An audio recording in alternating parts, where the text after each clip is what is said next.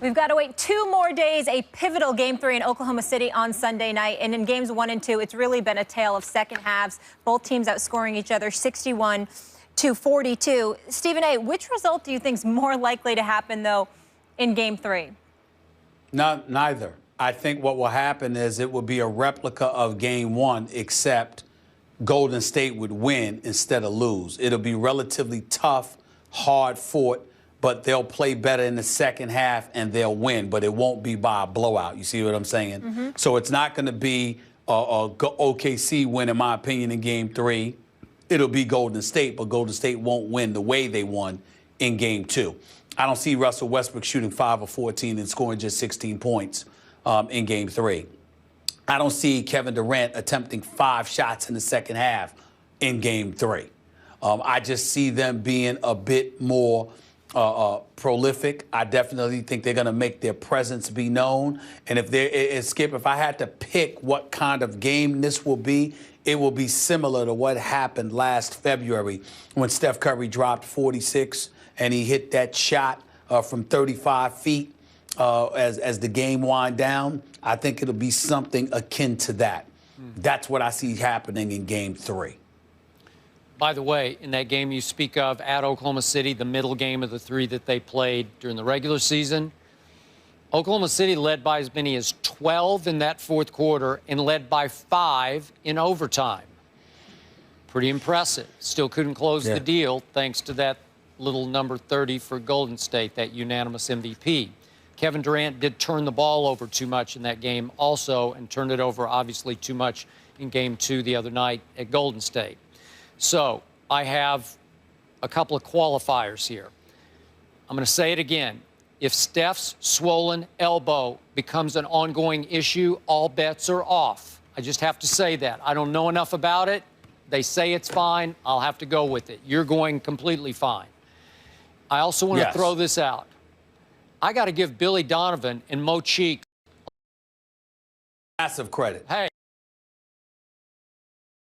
they keep making, first against my Spurs and then even in the second half of Game 1, for a rookie NBA head coach, Billy Donovan's he's pulling some levers there in the, at halftime in the locker room or even between games. So I'm impressed.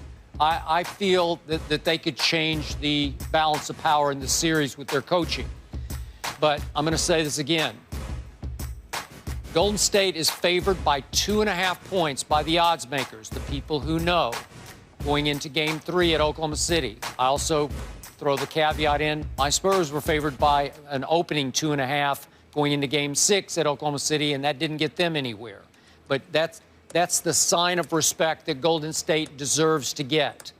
I'm going to say it again. Golden State is a little better than Oklahoma City. They proved it 3 times in the regular season. They proved it in the first half of Game 1, in which they led by 13, and they proved it big time in both halves of Game 2. They led by 8 at halftime. They won the second half by 19. They won the game by 27.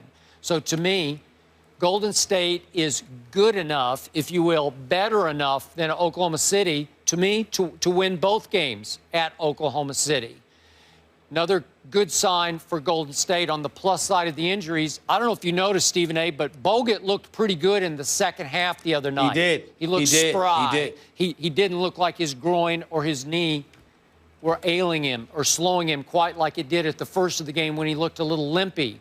And do not underestimate how valuable Bogut is to their defensive scheme to keep one Russell Westbrook away from the rim. And Russell was having a hard time in the third quarter getting to the rim because Bogut was there. Bogut can bang with Steven Adams. Bogut can hold his own in the lane against that muscle that Oklahoma City has, because when Cantor is in there with Adams, it's just a lot of height and long arms and big bodies. So he's essential to this, and it will help both Steph and Bogut that they have a very odd 4 days to get ready for Game 3. I don't know where that came from, but it's good for them. I think that's big advantage for Golden State. So now it comes down to the pride of Russell Westbrook and Kevin Durant. And again, The one mistake Golden State has made in this whole series so far is that they took their foot off the gas in the third quarter of Game 1. And especially, as you point out, they took their foot off Russell Westbrook. What changed the whole series? Russell Westbrook, as he is fully capable of doing, went into full-on attack mode and scored 19 points in 6 minutes, from the 7-minute mark to the 1-minute mark of the third quarter. That's it, man. It turned the whole series around at that moment. It allowed them to be in position to steal that game.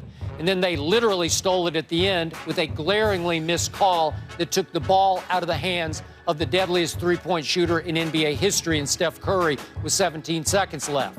But Steph was 1 for 6 in the fourth quarter. He was 1 for 5 from 3. They went 1 for 10 from 3.